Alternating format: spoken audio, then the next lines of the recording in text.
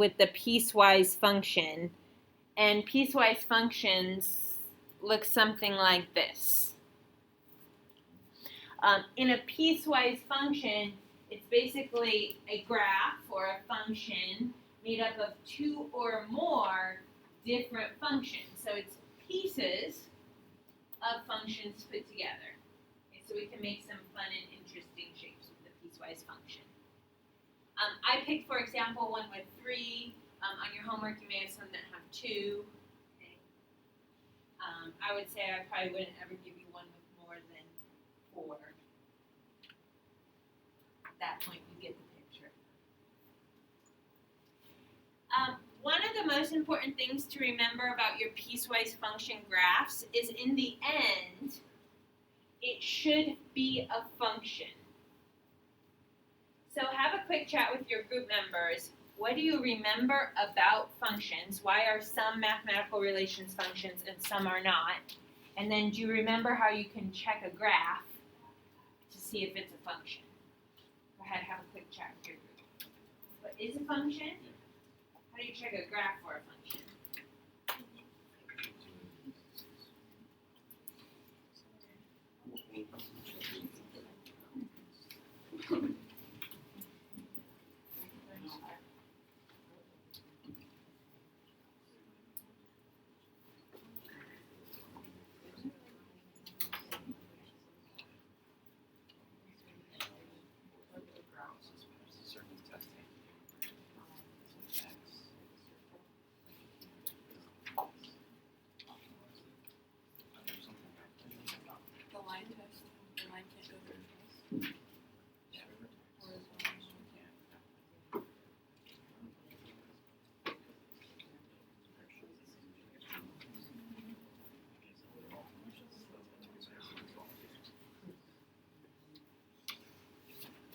Okay, Casey, tell us what your group talked about. Either what is a function or how do you test a graph for a function? We talked about kind of like how x can like have multiple y values to it. Excellent. Okay, so a function, oops, I always do that, don't I? A function means that x values have only one y value. Every input has only one output. And did any groups talk about how you would be able to check that on a graph? Will?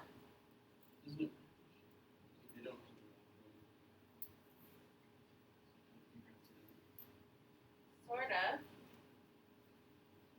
Do you want to expand on that? You wouldn't have any 2 points of the same. Okay, no 2 points with the same y value. There is a test for that.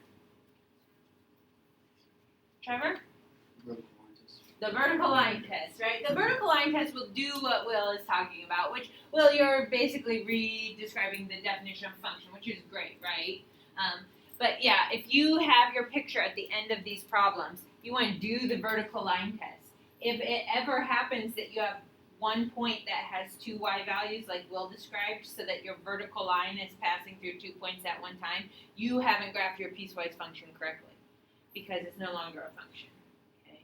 So you can check that by vertical line test. Okay?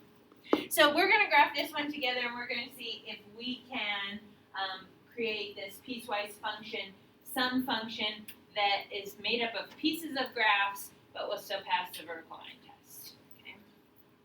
Okay, so make yourself a coordinate plane.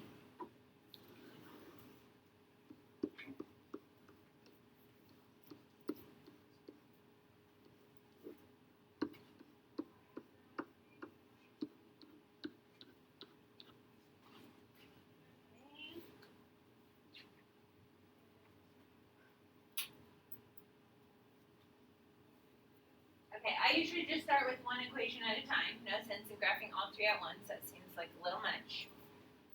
So I'm going to start with the far left, or the first equation, which is x plus 1 for all x's less than 0. So I'm going to make a table of values, x and x plus 1. What are some values that I could put in for x according to this statement? X plus 1 for all x is less than 0. I'm allowed to put in -1. I could put in -2.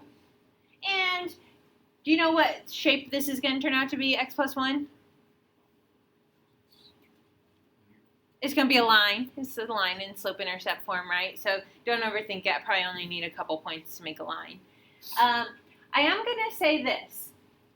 You guys didn't tell me 0. Why? You can't have 0. But could I put in -0.1? Could I put in -0.01? Yeah, I can like run right up to 0, but not include 0. So even though 0 is not included in that interval, I'm going to put 0 in my table because that's going to serve as a boundary point. But because it's not included in the graph, I'm going to use what kind of circle there? Open circle. It's going to be like the point where we stop. We're going to run right up to 0, but we're not actually going to be anything at 0, so we'll use an open circle. So I'm going to put 0 in my table, and I'm going to mark to myself that that has to be an open circle because I actually can't put x equals 0 into that function. Okay. So now just drop in your x's and get out your y's, right? -2 plus 1 is -1. -1 plus 1 is 0, and 0 plus 1 is 1.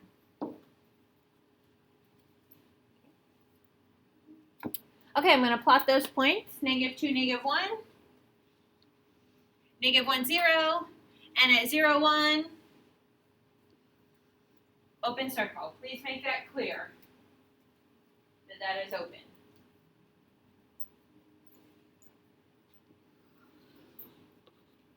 So for all x's that are less than 0, my graph is going to show up on that green line. And by going all the way to 0 and using an open circle, I have included those values like -0.1, -0.01, -0.00000001, right? Those things are allowed in that interval. Okay? All right, let's do the second graph. X minus 2 squared. So I'm going to have an x. I'm going to have an x minus 2 quantity squared. What are some values you might put into that table?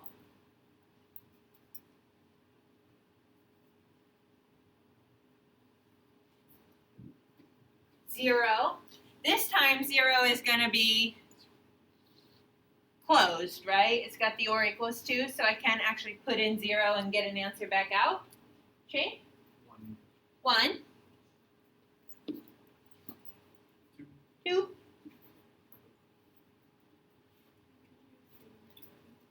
Thank you, Caitlin. She says, say it one more time. 3 with an open circle. So notice that in those boundaries, I'm choosing both ends of the boundary. I'm just paying attention to, like, interval notation, whether it's going to be included or excluded. Okay, so whether it needs to be marked as an open circle. Okay, well, hopefully we'll get a nice shape here. What do you know? What kind of shape is x minus 2 quantity squared?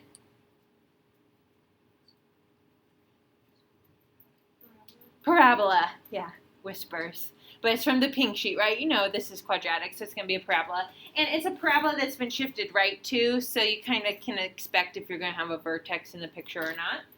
Okay, plug those numbers in. 0 minus 2 quantity squared, that's going to be what? 4. 0 minus 1 quantity squared is 1. Oh, sorry, 1 minus 2 quantity squared. I think I said 0, I'm not sure. 2 minus 2 quantity squared is 0, and 3 minus 2 quantity squared is 1. Plot those points, 0, 4, 1, 1, 2, 0, and remember 3, 1, make sure that's clear, it's an open circle. When I sketch that, sure enough, I see that part of the parabola that's been shifted right too, so I'm seeing its vertex. You may or may not have the vertex in the picture. You just have to kind of remind yourself that it's quadratic, so it should be curved as opposed to straight. We doing okay so far? Okay. Let's see. Let's do that last one. 3x minus 2.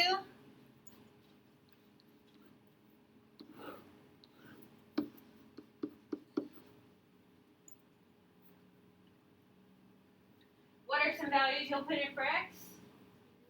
3, 4. This is going to be a line, so I really only need 2 points. And plug them in. What is that? 9 minus 2 is 7, and 12 minus 2 is 10. So 3, 7. See, I think I went 6, so I'm going to be up here. And 4, 10. So I'll be blared up there.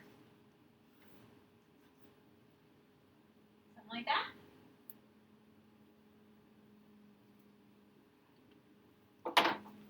My line is way up here. It's got a closed circle because 3 was included in that interval. It said x greater than or equal to 3. Now, take your pen or pencil or your finger, act like a vertical line. Does your graph pass the vertical line test? Do we ever cross more than one point at a time?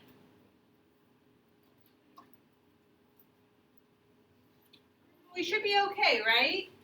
You might question right here, like on the y-axis, but remember you have an open circle and a closed circle, so there's only 1 point right there. And same thing at the line x equals 3. You have an open circle and a closed circle, so you're okay. Let me just ask this question. Review our interval notation. What's our domain? What kind of x's can we put in and get numbers back out? All real numbers, which in interval notation we'll write as negative infinity to infinity.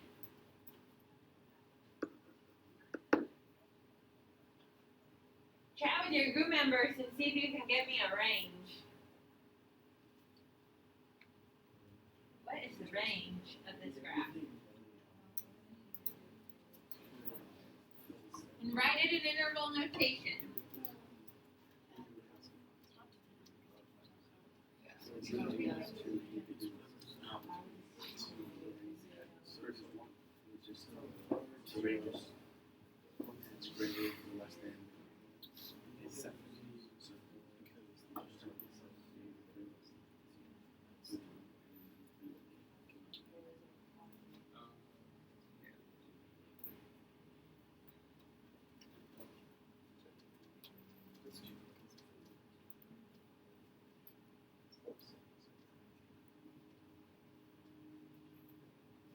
Okay, front group right here. What are you guys saying for the range? No idea. Do you have a little idea? Okay, tell me what you're kind of. Yes. The greatest y. But there's an arrow, so I was thinking negative infinity to positive infinity. All the numbers. Okay, so one possibility is negative infinity to positive infinity. So like think you're saying like the lowest value is negative infinity. Because the 2 arrows like that, it's going down. Yep. Do you have a y value for every point? No, so you have to put to 1 and then the u. Negative infinity to 1. Put the eraser down. And then u. Oh, sorry. Do you want a parenthesis or a bracket? I didn't ask. You want a bracket? I'll move it up. And And then bracket to 1. well, I would argue this is including 1, so then you're back to negative infinity to infinity. You've included everything. So like think about it like this. Start at the very bottom of your graph, you're at negative infinity, right? You go all the way, you have y values for everything until you hit this line right here. This is your last y value, isn't it? So what is this y value? 4. So I would change this to a 4 because it goes negative infinity to 4. It's okay that you have these two open circles here because you still have a point right there, right? So that's fine. Okay. And then you have a big gap. Not a big gap, a gap. Okay. What's the next y value that works? 1, 2, 3. Yeah, 7. So you should pick back up at 7 and go to infinity. So we're leaving out the values between 4 and 7. Okay, so let's make that adjustment. Good though. The important thing is to focus on the y values right there. Yeah. Does anybody have questions about the piecewise function?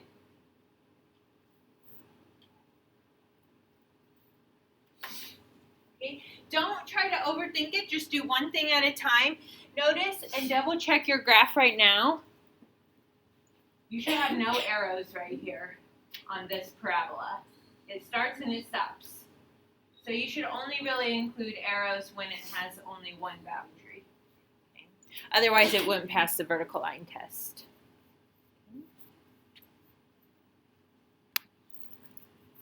Okay, see if you can write the piecewise function for the graph. Share with your groups what you're thinking. I would focus on one part at a time. Can you write the piecewise function?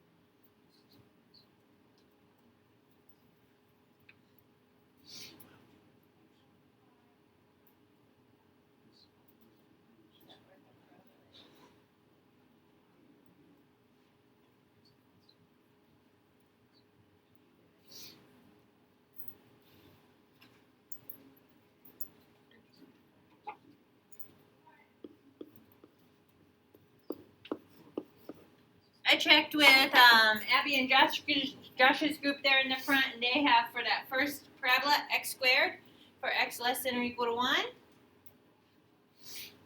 going to spy my answers at other groups.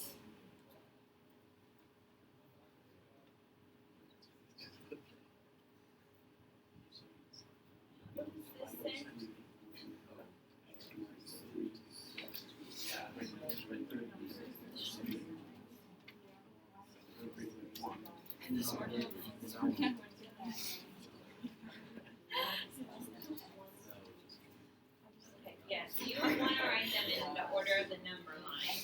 And then when you do that, it should be less than. So that x is greater than 1, because then it will go that way. So x is less than 2.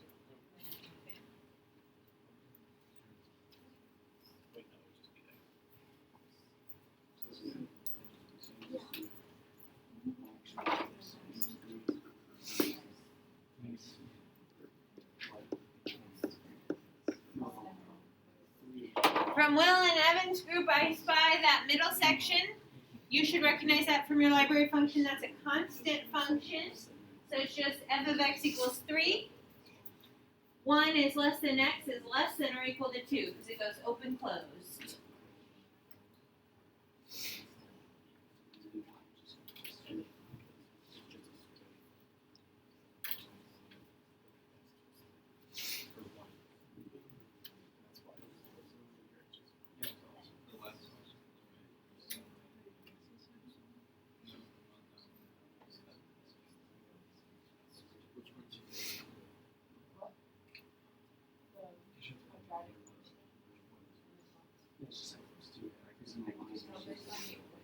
This says less than. So you want it to say greater than.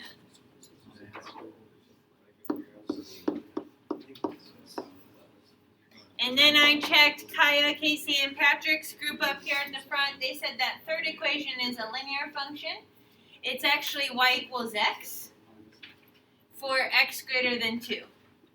So notice, like, this point right here is not your y-intercept because it's not at the y-axis. So you have to think about if it continued there, it would pass through 0, 0. So that is the line y equals x. Okay? So you can go forwards and backwards with the piecewise function. Awesome. Let's see. We're going to talk about that greatest integer function now. So the greatest integer function is in a group called step functions.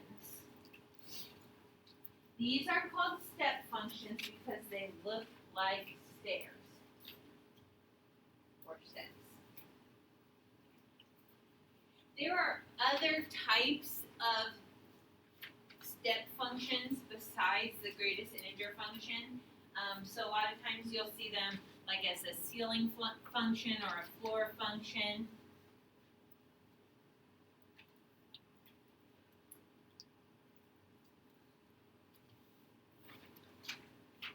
We're looking only at the greatest integer function, and that is this notation, f of x equals, and then it's kind of like a double-sided bracket. So I'll also write my version of that over here, my non-typed version. If I was writing the greatest integer function, I would write it like this. Double-sided bracket, x, double-sided bracket.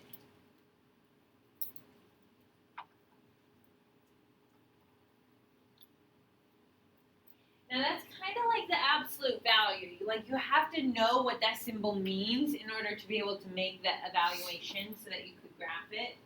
And what it means is, what is the greatest integer? So integers are what I call nice numbers. 0, 1, 2, 3, negative 1, negative 2, negative 3, no decimals, no fractions. What's the greatest integer that's less than or equal to your x value? So it's like, don't ever round up, round down to the closest integer.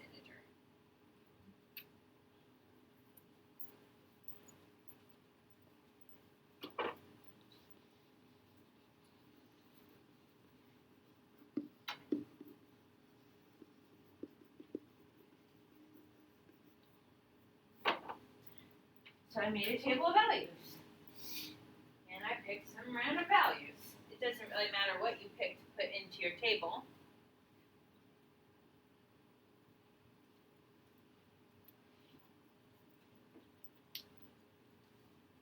We're going to put these into the greatest integer function, and then we're going to see what the greatest integer is. The one that's the greatest integer less than or equal to that value. So I'm actually going to start at 0. What's the greatest integer less than or equal to 0? 0. 0 is an integer, so it's equal. Okay. I'm going to go up first. What if I put in 0.5, what's the greatest integer that's less than or equal to 0.5?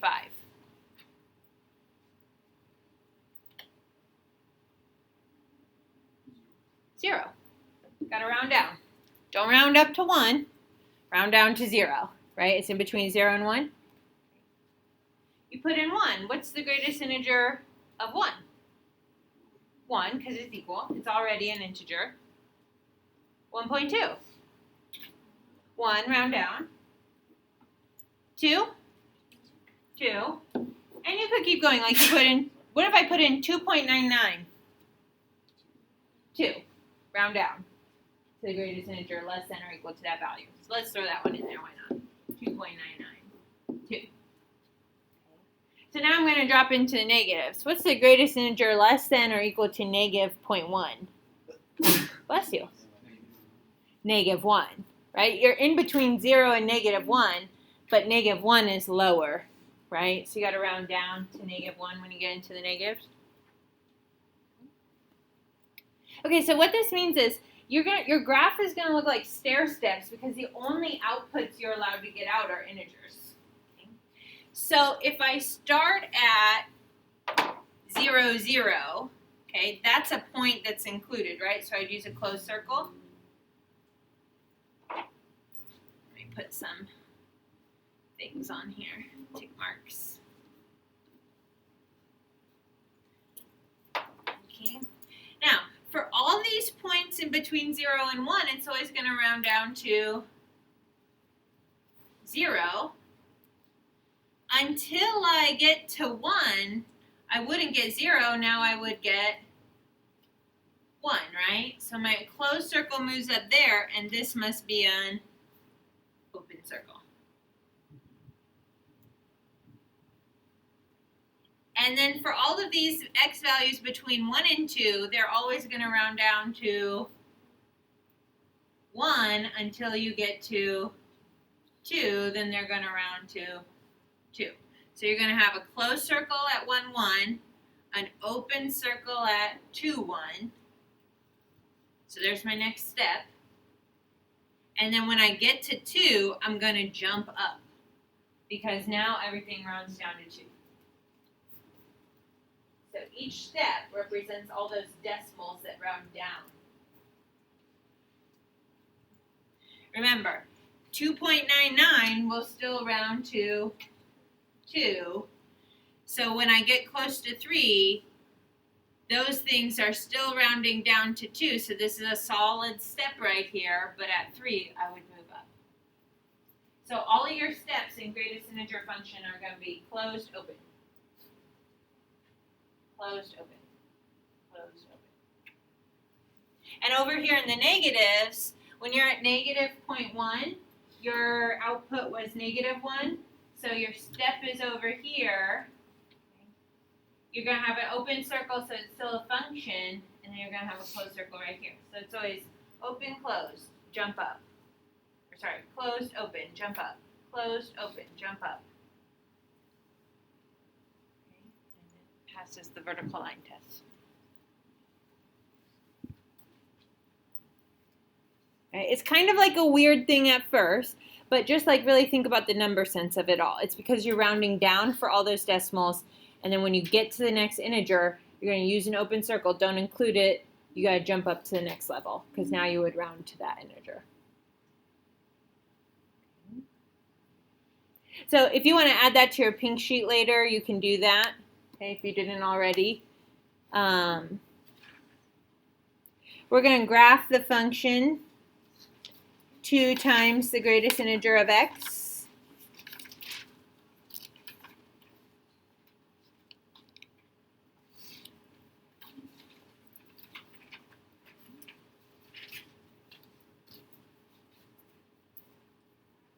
And probably as you're just learning greatest integer function, you're going to be best served by some table of values for right now, just to kind of get the hang of it. Tomorrow we're going to talk about all those parent functions and their shifts. But I would pick some different numbers, like I'll pick, I don't know, negative 0.5, 0, 0.5, 1, 1.52, just see what happens.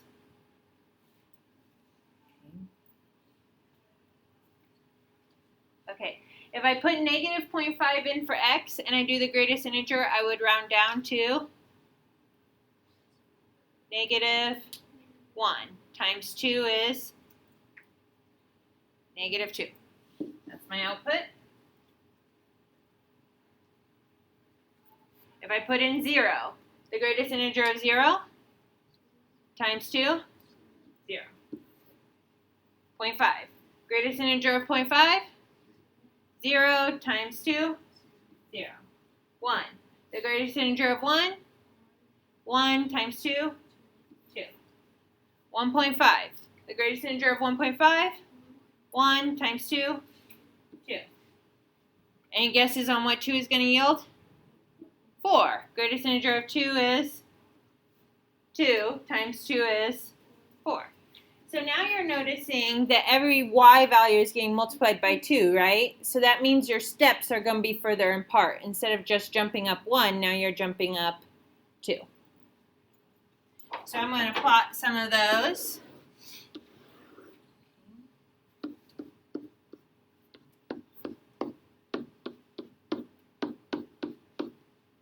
Okay, 0, 0 is going to be a closed circle. And all these decimals in between are going to round down to 0, which multiplied by 2 is 0. So I'm going to get a stair right there. From 0 to 1, closed, open. But as soon as I put 1 in, I start getting out 2. 1, 1.5 yielded 2 value. So now, when I go right 1, I'm going to go up 2. That's going to be a closed circle. I'm going to have my step until my x value is 2, because then it jumps up to 4. And I get a step with length 1. In this one, because we're multiplying the y's, it's the space in between the y's that is getting bigger, but the step still has a length of 1. And then if you want to go down into the negatives, just take this step, move it over, and you're going to go down 2 now. So in between each step, there's a distance of 2 because you stretched your y. It should make sense with transformations. You have some greatest integer function problems on the homework. Make sure that you stop and think about those. For some people, we went too fast with greatest integer. You just need a moment to think about it and try to make sense of it. If you need more points in the table, add more points in the table. Okay. Okay, you've got 4 problems for homework, so I think that's pretty reasonable. A reminder that your quiz correction